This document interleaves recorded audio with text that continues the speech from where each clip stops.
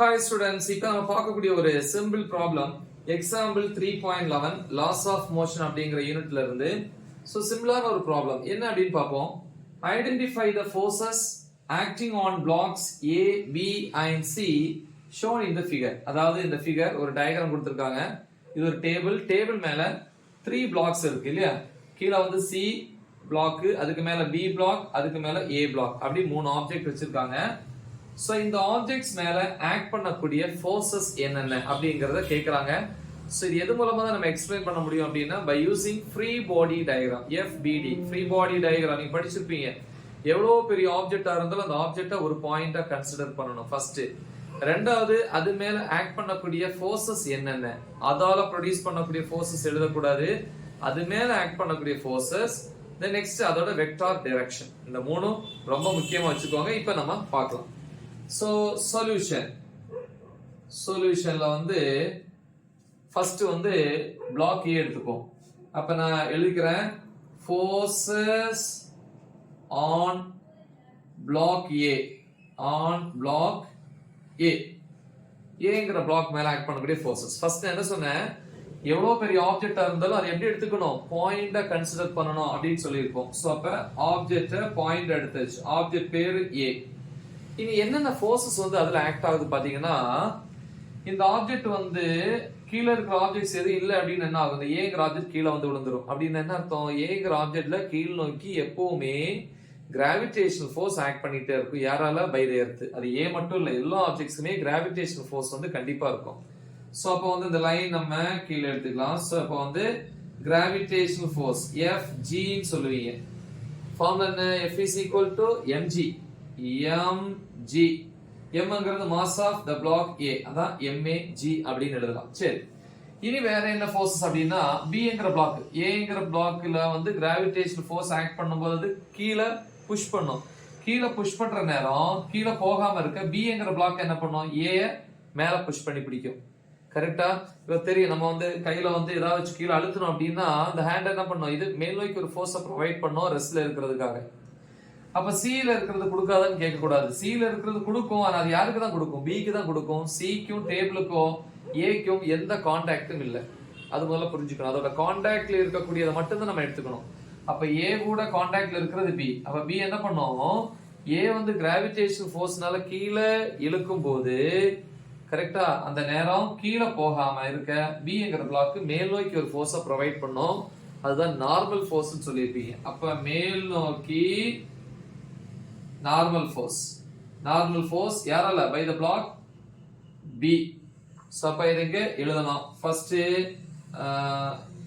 Downward gravitational force அது எழுதணும். Downward gravitational force FG by earth, யாரால, எர்த்.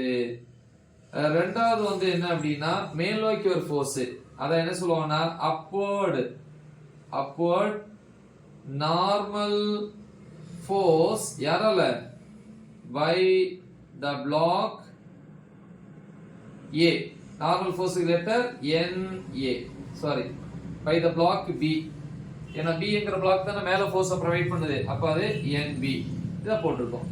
சோ இத ஃபர்ஸ்ட் முடிச்சிட்டோம். ஓகே, இது வந்து ஃபர்ஸ்ட். இனி செகண்ட், ரெண்டாவது பிளாக் எடுத்துப்போம். ஃபோர்சஸ் ஆன் பிளாக் B மேல என்னென்ன ஃபோர்சஸ் ஆல்ரெடி வந்து சொல்லிருப்போம். எந்த ஒரு ஆப்ஜெக்டா இருந்தாலும் பாயிண்டா கன்சிடர் பண்ணணும். அது ஆப்ஜெக்ட் பேர் B. என்னென்ன ஃபோர்சஸ், கண்டிப்பா கிராவிடேஷனல் ஃபோர்ஸ் கீழ் நோக்கி இருக்கும். கரெக்டா? இதெல்லாம் உடைஞ்சிச்சுன்னா கண்டிப்பா கீழே வரும். அப்ப காரணம் என்ன அர்த்தம், ஒவ்வொரு ஆப்ஜெக்ட்லயும் எப்பவும் கிராவிடேஷனல் ஃபோர்ஸ் ஆக்ட் பண்ணுது. டவுன்வர்ட் டைரக்ஷன், இது கிராவிடேஷனல் ஃபோர்ஸோட டைரக்ஷன். இதான் ஃப்ரீ பாடி டயகிராம் சொல்லுவாங்க. இந்த டயகிராம் பேரு கிராவிடேஷனல் ஃபோர்ஸ் FG. ஃபார்முலா என்ன, mg. இங்க மாஸ் பிளாக் B ஓடது. ஓகேவா? நெக்ஸ்ட் வந்து கீழே இழுக்கிற நேரம் இந்த Cங்கிற ஆப்ஜெக்ட் இதோட கான்டாக்ட்ல இருக்கா. அப்ப C என்ன பண்ணும், இந்த Bங்கிற பிளாக் கீழே அழுத்துற நேரம் கீழே போகாம இருக்க C என்ன பண்ணும், மேல ஒரு ஃபோர்ஸை ப்ரொவைட் பண்ணும். இப்படி அப்வர்ட் நார்மல் ஃபோர்ஸ், அது பிளாக் C ஆல, normal force by block C. இது மேல புஷ் பண்ற நேரம் இந்த பிக்கு மேல இன்னொரு ஆப்ஜெக்ட் இருக்கு ஏ என்ன பண்ணும், ஏ கீழே அந்த ஆப்ஜெக்ட கீழே அழுத்தி தானே பிடிக்கும், கீழே புஷ் பண்ணுமா. அப்ப A வந்து கீழ் நோக்கி ஒரு force, normal force by the block A. அப்படி இந்த B என்கிற பிளாக் மூணு ஃபோர்ஸை எக்ஸ்பீரியன்ஸ் பண்ணும். ஒன்னு டவுன்வர்ட் கிராவிடேஷனல் ஃபோர்ஸ், இன்னொன்னு பாருங்க C என்கிறது அதை டச் பண்ணி இருக்குது, இது என்ன பண்ணும், மேல புஷ் பண்ணும். Normal force by the block C, மேல புஷ் பண்ற நேரம் மேல இருக்கிற ஆப்ஜெக்ட் சும்மா இருக்குமா, அது என்ன பண்ணும், கீழே புஷ் பண்ணும். இது மேல ஆக்ட் பண்ணும் ஒரு force, normal force by the block A downwards. அப்படி மூணு ஃபோர்ஸஸ் வந்து இருக்கும். அப்ப இங்க எழுதலாம், ஒன்னு டவுன்வர்டு gravitational force யாரால, by the earth. ஓகே, ரெண்டாவது வந்து மேல் நோக்கி ஒரு பிளாக் ஆக்ட் ஆகுது இல்லையா, அதே மாதிரி கீழ் நோக்கி ஏங்கிற பிளாக். ரெண்டுல எது வேணாலும் ஃபர்ஸ்ட் எழுதிக்கலாம். நான் இதை ஃபர்ஸ்ட் எழுதுறேன். அப்வர்ட் மேல் நோக்கி என்ன force, normal force by block சி, பிராக்கெட்ல NC போட்டுக்கலாம். அதே நேரம் மேல இருக்கிற ஏங்கிற பிளாக் B மேல கீழ் நோக்கி ஒரு ஃபோர்ஸ் ப்ரொவைட் பண்ணும், நார்மல் ஃபோர்ஸ் பெர்பெண்டிகுலரா ஆக்ட் பண்ணும்.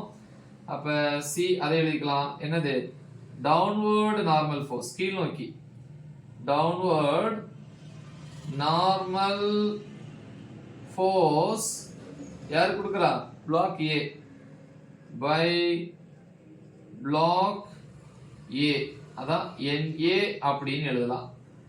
ஓகே, சோ நெக்ஸ்ட்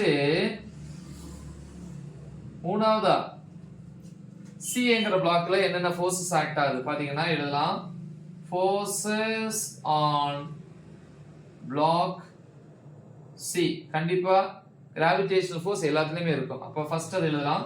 அந்த பிளாக் C ஒரு பாயிண்ட் நம்ம எடுத்துக்கிறோம் C, கண்டிப்பா கிராவிடேஷனல் ஃபோர்ஸ் இருக்கும், டவுன்வர்டு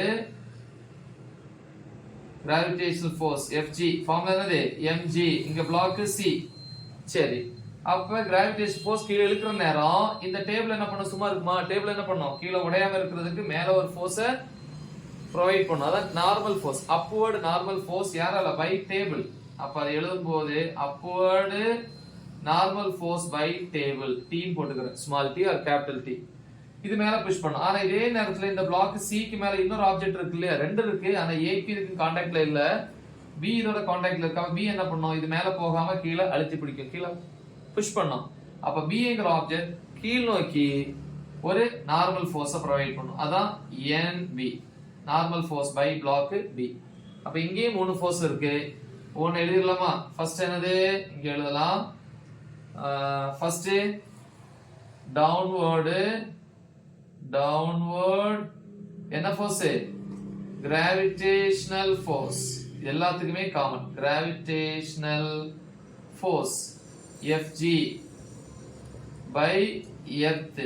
இது ஃபர்ஸ்ட் பாயிண்ட், இது கீழே தான் நீங்க எழுதணும். அப்புறம் வேற என்ன ஃபோர்ஸ், மேல் நோக்கி டேபிள் ஒரு ஃபோர்ஸை ப்ரொவைட் பண்ணுது, நார்மல் ஃபோர்ஸ் இல்லையா. அப்ப upward normal force by table NP அப்படின்னு போட்டுக்கலாம். அதே நேரம் இந்த Cங்கிற பிளாக் மேல B இருக்கு இல்லையா, B என்ன பண்ணும், கீழ் நோக்கி ஒரு ஃபோர்ஸை ப்ரொவைட் பண்ணும், அது downward normal force, downward normal force by block யாரு, C மேல ஆக்ட் பண்ணக்கூடிய பிளாக் யாரு, B தான் கீழ ஃபோர்ஸ் கொடுக்குது, பிளாக் B, அத NB அப்படின்னு எழுதலாம். இவ்வளவுதான், ரைட். சோ ரொம்ப சிம்பிளான ஒரு ப்ராப்ளம். பிராக்டிஸ் பண்ணுங்க, மறக்காம இதை உங்க ஃப்ரெண்ட்ஸுக்கு ஷேர் பண்ணுங்க. All the best, thank you.